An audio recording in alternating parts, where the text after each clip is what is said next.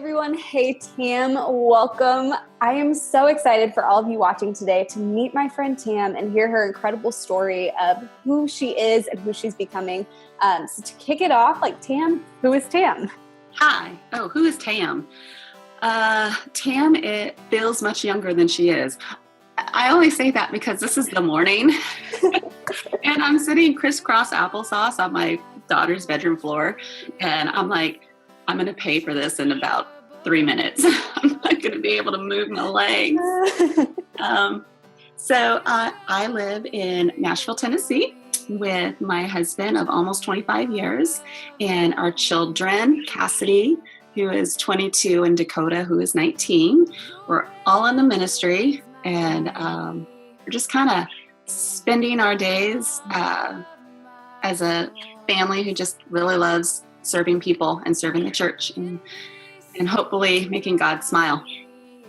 That's awesome. Well, I know you definitely are making God smile for sure.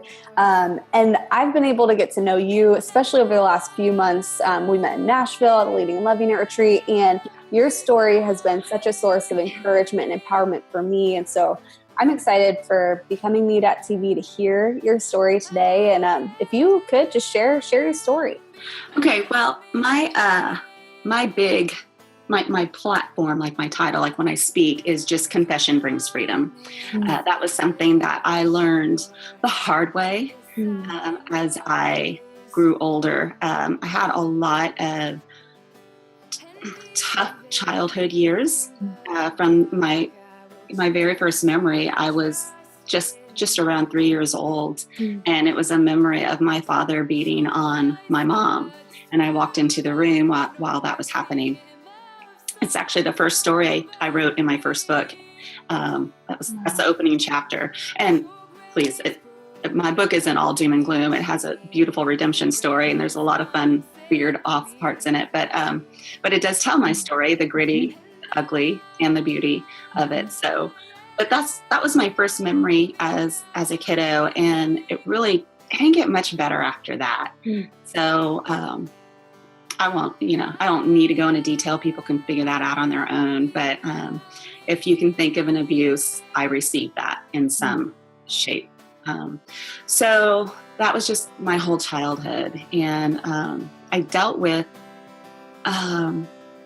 just a lot of mental and emotional scarring, and even some physical scarring. So I have this scar down my left arm that when I used to look at it, I would just recall all of these painful, scary, frightening moments in my life. And I really got tired of that, and I knew I couldn't get rid of my scar. So something had to change. And the first thing was just forgiveness, forgiving my abusers, and knowing that it didn't condone their behavior, but it released me of their power over me. Because while I replayed and relived those moments daily, they've moved on. They have not thought about me. They don't care. So I kept that movie reel alive in my mind, and that was on me. That was my choosing. So I had to choose to release them, just to bless and release them. I didn't have to like them. I wasn't excusing them, but I was excusing myself from the situation. So that was huge. But then I spent my teen years into my adulthood not forgiving myself for some of the things that I had done. I'd been on my own since I was 16 years old. Wow. And right when I left home, I moved in with my boyfriend. We were both in high school. I lived with his mom. She was a single mom, and his two brothers. And within a few months, I thought I had the worst flu on the planet. It just would not go away, this flu. And so finally a friend suggested that I get a pregnancy test. So we went to the big place that no need to mention who they are, but went to the app place and got the test, and I didn't have the flu. I had a life. I had a life growing inside me, and it didn't take long to figure out what we were going to do. And all my reasons, well, I won't get too much into that, but all my reasons were extremely, extremely selfish. I never thought about the baby. I thought about, well, first of all, and this just paints a picture of who I was, my mindset of who I was at that time. I lived in Ventura County on the beach in Southern California. And I went to the beach. I lived on the beach. And my first thought was, this is going to ruin my bikini body. That was actually my first thought. And then the whole, I can't afford this. I'm too young, and I'm not ready, and all those, the typical excuses. And I say excuses because there's a fine line between an excuse and a reason. I think excuses blame, reasons explain. And I really couldn't explain with integrity and good reasoning why I was having this abortion. So all that to say, got the abortion, and kind of celebrated it, acted like I was really proud of it, stuffed down the physical pain because it was a really tough recovery. Rested a couple days and really didn't talk about it a lot after that. About a year later, so that was June of 87, September of 88, I got the flu again. And we had a second abortion, me and my boyfriend. And that one, while I was still really in a selfish mindset, that one hit a little harder. And I think because around a week or so before my appointment, I sat at my grandma's bedside who was dying. And I was already 3 months along. Wow. And I remember looking at her thinking, my Baba, that's what we called her, is dying, and she has absolutely no choice. She can't do anything about it. And either can this baby, but it's my choice. I'm choosing it for her. And I just remember, for some reason, that hurt. It didn't change my decision. I still went ahead and aborted at 13 weeks. And that was a real botched abortion. That was a really tough one. I mean, if I could be graphic, I bled for days and days afterward. And I remember the nurse told me when I woke up that I might see tissue, they called it. I might pass tissue in the next couple days. And I did. And I remember seeing tiny, tiny, tiny little fingers still kind of joined together, webbed together. And you don't ever get to unsee that,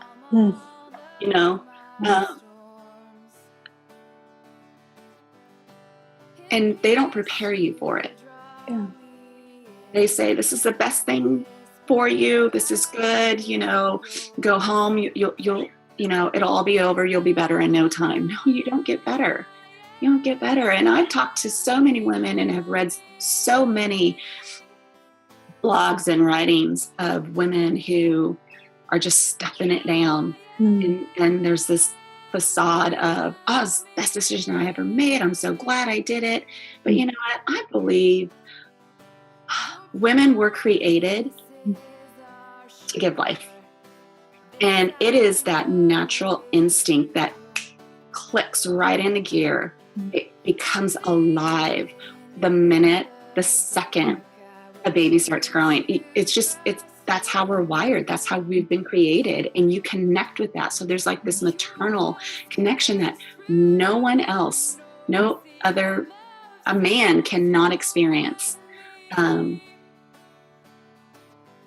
So there's an emotional connection on a level that you never knew existed. So for someone to just celebrate that, that's fine. They really might be like, relieved, ooh, dodged a bullet there. They may really feel that, I'll give them that. But I don't know that their hearts are celebrating as much as their words are. So anyway, I just had to say that because someone might be listening who is in that place or knows someone in that place and may be better able to understand where they are. I mean, my words aren't gospel. I mean, I'm not saying that's, that's just my opinion. Yeah. So after that abortion, my boyfriend and I ended up splitting, and I did not know the Lord then. Okay. Well, I went to church once. Before that, I was in the 5th grade, but I only went on the second Sunday of every month with my grandparents because they served pastries on the second Sunday of every month. So I'll just be honest. Hey, I mean, pastries, it's a pretty good reason right there. I mean, I thought that was Jesus food. I was so happy. So I ended up moving to Missouri shortly after all of that happened. And were you still 16 at the time or 17 now? I was 17, almost 8. I was 2 months after my second abortion, I turned 18. So okay. Yeah. And so I was 18, moved to the South, Midwest. I don't know where Missouri is. I don't even know where I am half the time. I couldn't find me on a map to save my life. So moved out. My whole family had moved out here, this area, and stayed for a little bit, and then ended up in Knoxville, Tennessee. And I was living with my brother there, and got a job and met this man. Great man, 15 years older than I was. So, he was 34 or something, 33, 34. And he started pursuing me. And I liked that. I felt safe because he's an adult. He's very, very well known in the community.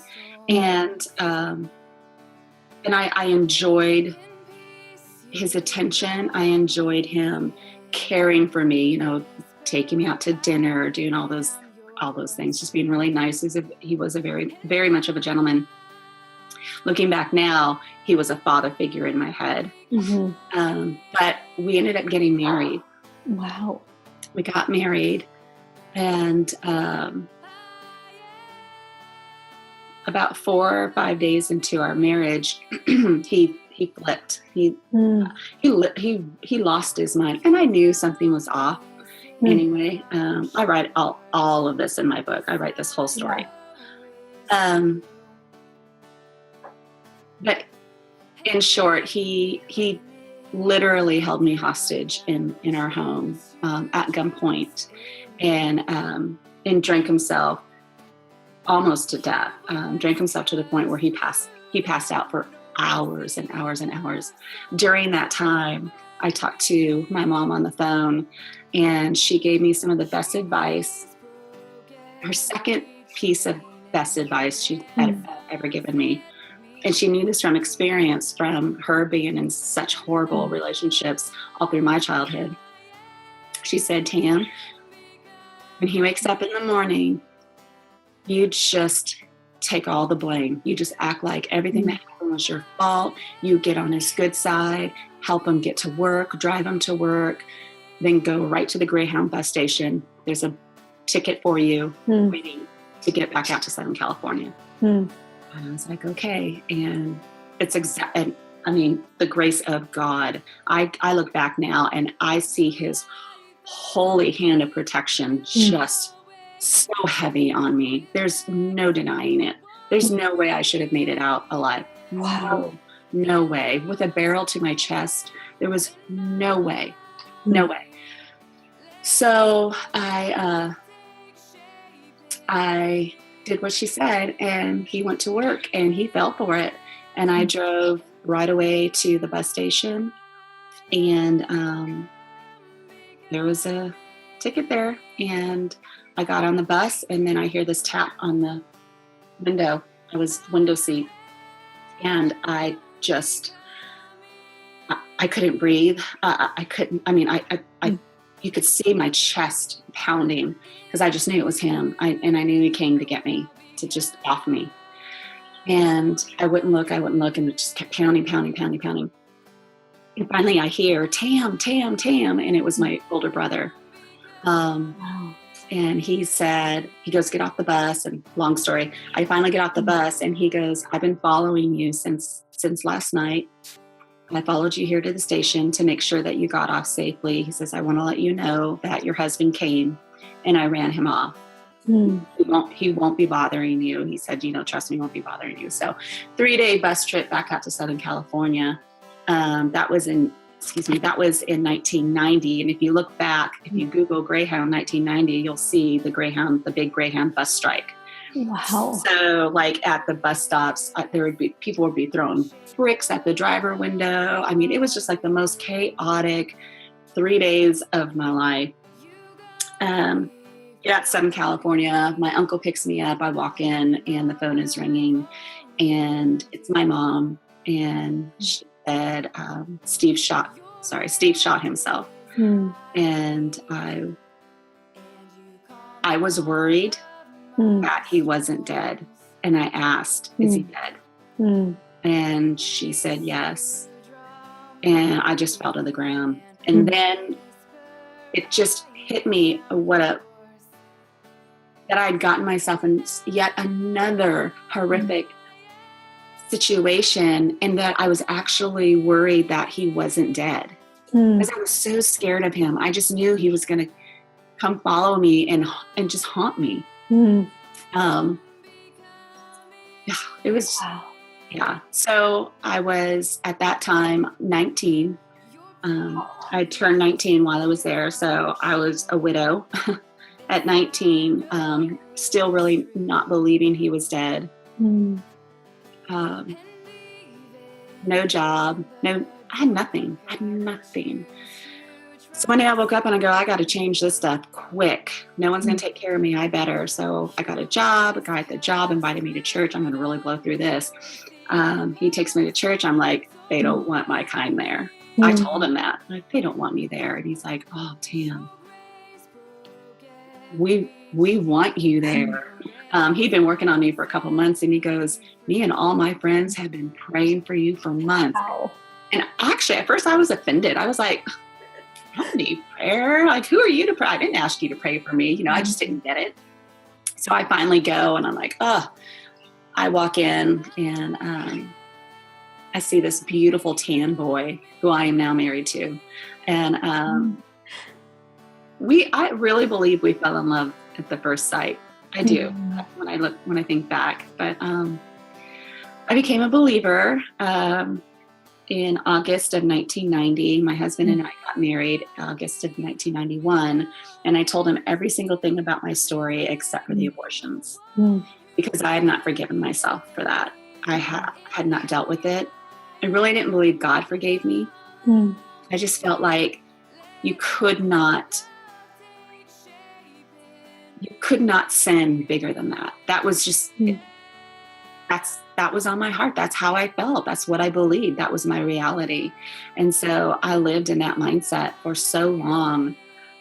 We got pregnant with Cassidy, and I relived those abortions every day of her pregnancy, especially at the 11th and 13th week when I had gotten my 2 abortions. And then shortly after, like that 13th week, I felt her move. I felt Cass at 16 weeks move. And I thought that my babies were moving.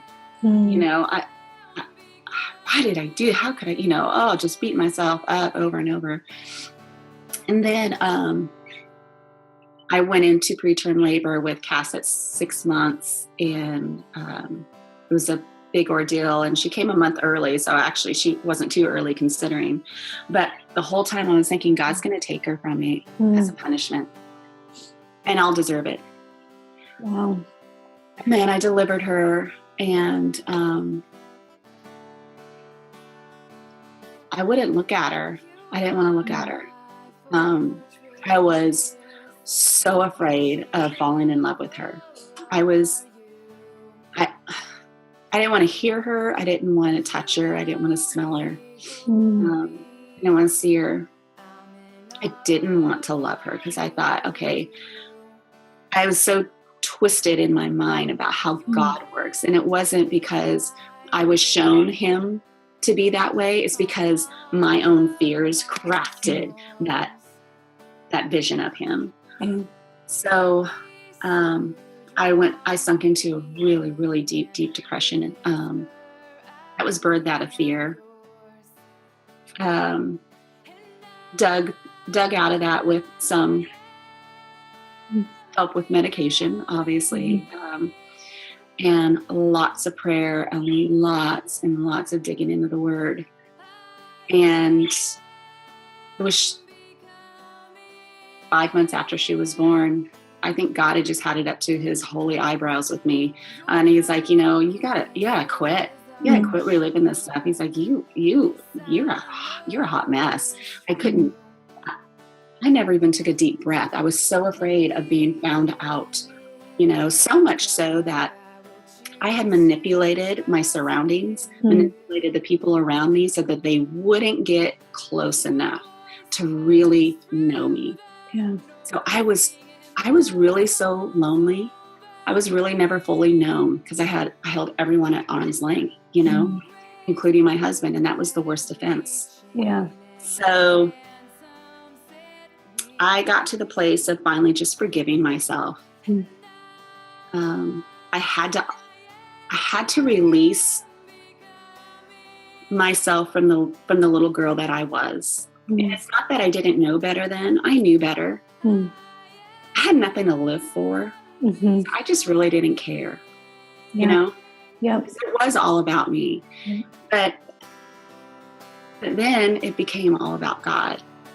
And I knew that if I did not release myself of all that shame and the fear and the guilt, that I would constantly have a barrier between me and the Lord. That's no way to live. Yeah. What's the point of him sending Jesus to die for our sins if I'm going to say that's not good enough? I know better. Right. So Cass is 5 months old, and I told Brent. Took hours and hours to tell him because I was afraid of his response. I had already decided that he would be very angry at me, that he would be disgusted, and that he even might go grab Cass and leave, even though he had never, ever displayed that type of personality or character to me.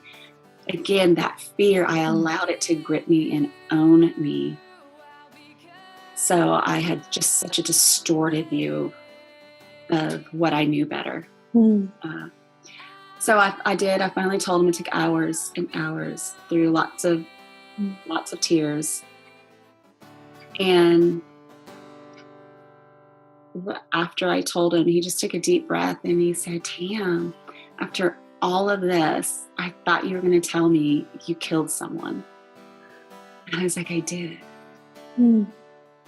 And I saw a switch in my husband's face. It's like the light went on. To hear him tell the story now is really kind of beautiful. He remembers that moment well. He said he just instantly started thinking of moments that he would see me respond or react or, to that he kind of didn't understand. But then he realized, oh my gosh, she's not been operating at her full potential, at her full self. And so I gave him the gift by confessing to him, by allowing him to know me fully. I gave him a gift that night. And our marriage has never been the same since, ever. Wow. And it freed me up so much so I was on the phone the next day. I called all my best girlfriends. I'm like, we got to talk. We got to talk. So all that to say, this is why I love to speak about how confession brings freedom, because it really did. It freed my heart up. It freed my eyes up. I saw everything different. I heard things differently because, like I said, manipulating my moments, my surroundings, I would listen to people, and if I heard their conversation going somewhere that kind of made me threatening, I would shut them off, or I would, start doing worst case scenario.